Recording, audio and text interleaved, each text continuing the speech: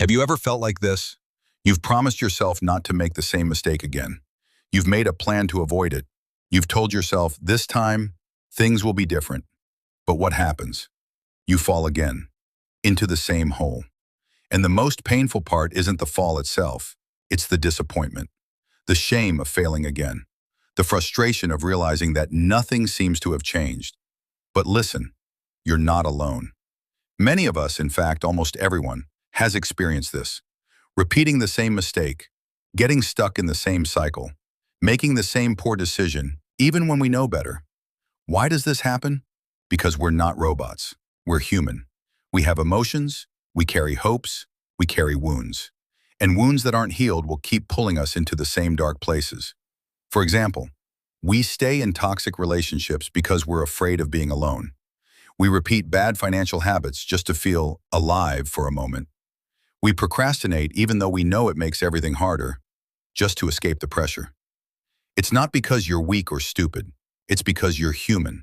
A human who sometimes forgets, a human who sometimes fears, a human who needs a process, not perfection. So how do we stop falling into the same hole? 1. Recognize the pattern. Mistakes often follow a pattern. Notice when you're most tempted, what triggers it, who's involved. Awareness is the first step. Without it, we stay trapped. 2. Don't just regret, understand. Regret has its place, but understanding is more powerful. Ask yourself, what was I seeking? What was I afraid of? What part of me is still broken? 3. Learn to set boundaries.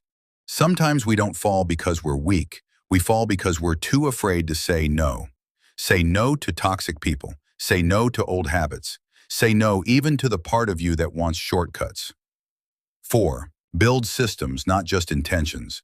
Good intentions aren't enough. You need structure. You need new routines, a support system, daily reminders, tiny changes, consistently.